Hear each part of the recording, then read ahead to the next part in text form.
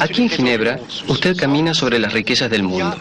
Bajo este suelo hay millones de dólares robados por la clase dirigente del tercer mundo por medio de la fuga de capitales.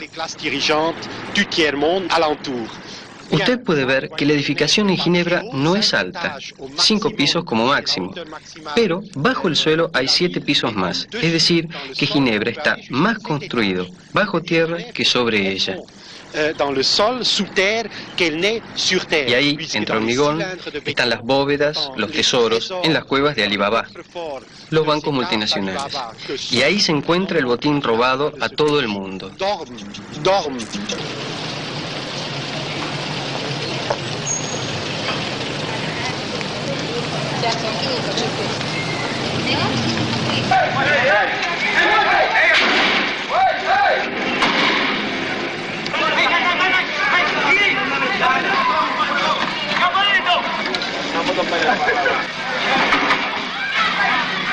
Lo que nos ha ocurrido a nosotros es realmente una catástrofe porque nos hemos endeudado sin capitalizarnos.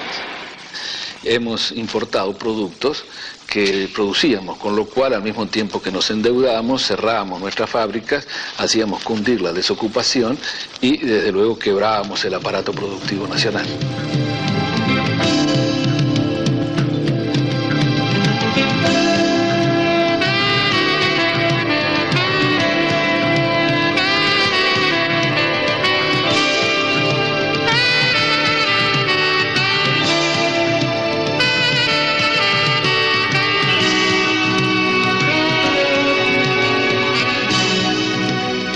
Argentina, un país tan grande como toda Europa Occidental, 30 millones de habitantes, 50 millones de dólares de deuda. ¿Pero por qué esa deuda?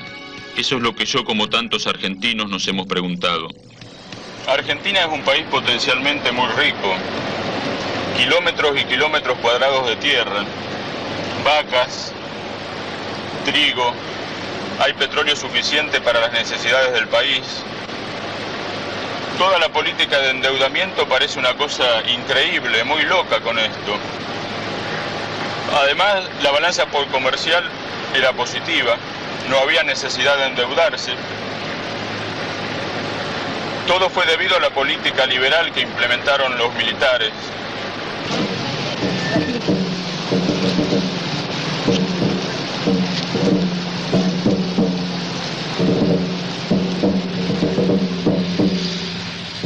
El 24 de marzo de 1976, las Fuerzas Armadas toman el poder.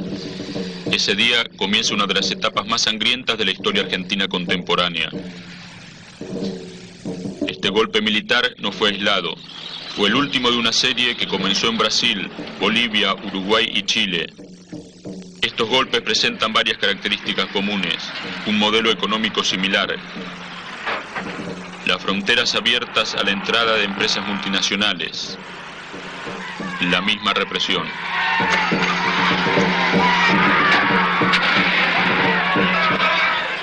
Los países occidentales apoyaron estos gobiernos abiertamente. 2 días después del golpe de Estado, el Fondo Monetario había acordado un crédito a la Argentina. Crédito que se consiguió por teléfono, se fue pedido desde Buenos Aires y acordado de manera inmediata, y que se había estado negando sistemáticamente en los meses anteriores al golpe. Los funcionarios del gobierno peronista habían pedido crédito y el fondo no contestaba. Y bastó el golpe para que lo diera, porque conocían a Martínez de Oz y conocían a su equipo. El caso argentino no es un caso aislado, es decir, el Fondo Monetario ha obrado de manera similar en prácticamente todos los países de América Latina y seguramente en otros lugares del mundo. Es decir, en Chile, con el gobierno democrático de Allende, tuvo enormes dificultades para conseguir créditos que no tuvo el gobierno militar de Pinochet, que los recibía con enorme facilidad, a pesar de la política que llevaba.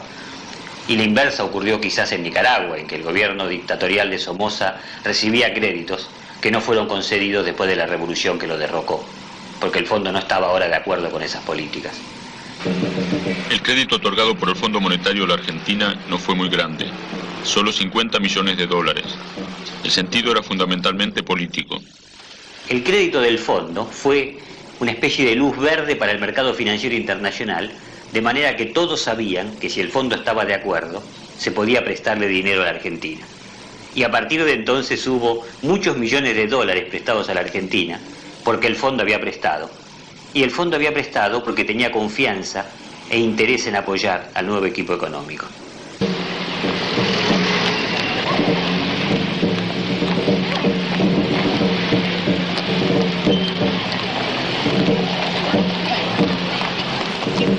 La apertura sistemática al crédito externo que llevó al endeudamiento fue parte de una nueva política económica orientada hacia el exterior. Para la economía argentina, un cambio muy grande, que el entonces ministro de Economía Martínez de Oz lo explicó de la siguiente manera. Cuando la orientación económica de un país se cambia, digamos, en 180 grados, en un término muy corto, esto es algo que no es fácilmente comprensible para todo el mundo desde el exterior. Y solamente aquellos que tienen una muy buena información o muy buenos contactos. Martínez de Oz tenía sus buenos contactos.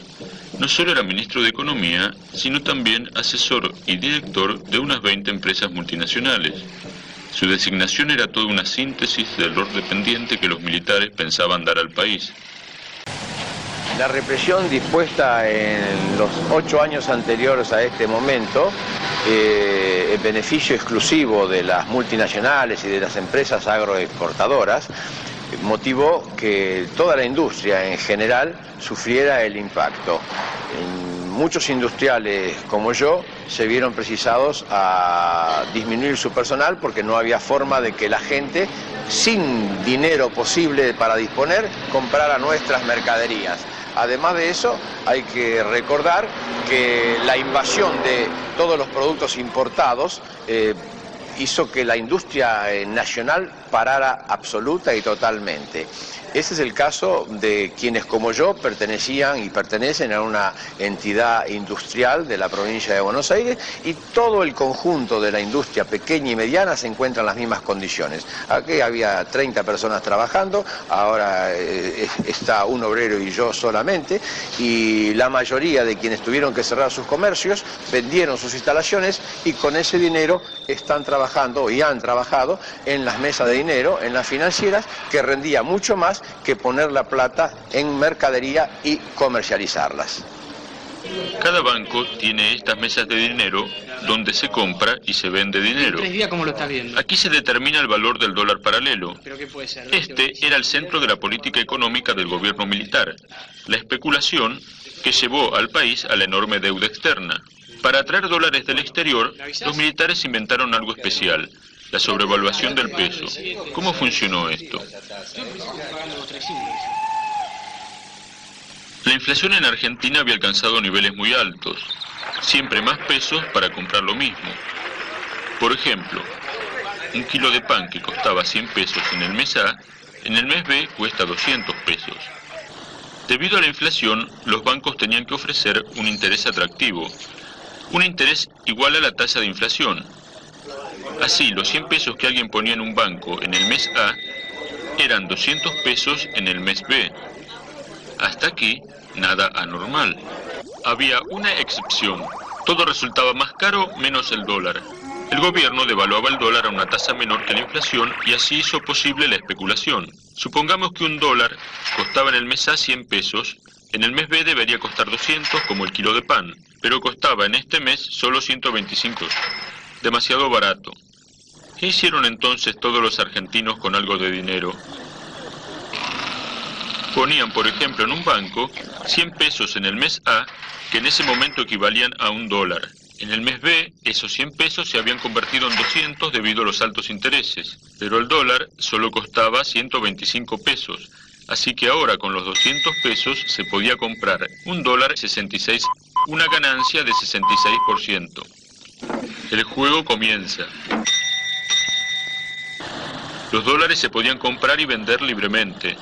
El Banco Central garantizaba la presencia de dólares que masivamente se tomaban prestados en el exterior. ya que la demanda de dólares baratos de la oligarquía, los generales y las grandes empresas era ilimitada. El Estado se endeudó para enriquecer al sector privado. También del exterior se participó en este negocio. Millones de dólares se cambiaron por pesos.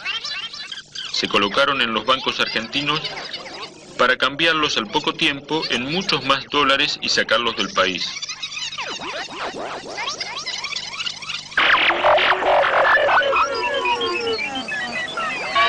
En un año, porcentajes de beneficio de 100%.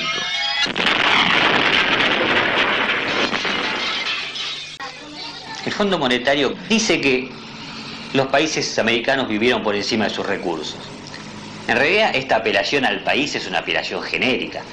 Hubo grupos privilegiados en la Argentina que vivieron por encima de sus recursos y que utilizaron los créditos de los banqueros para llevarse los dólares al exterior y depositarlos en las Bahamas o en Estados Unidos, en lugares seguros para ellos y que les rendían intereses. Pero no fue todo el país el que vivió por encima de sus recursos. Fueron ciertos grupos privilegiados que ahora han encontrado la manera, con el apoyo del Fondo Monetario Internacional, de que se apliquen políticas que hacen que los costos generados por ellos sean pagados por otros. Son las clases populares, son los asalariados, son los sectores marginales, los que van a pagar la enorme deuda externa que ha sido generada para el mayor enriquecimiento de los sectores privilegiados. Esta es la realidad del hecho que se diga que hemos vivido por encima de nuestros recursos.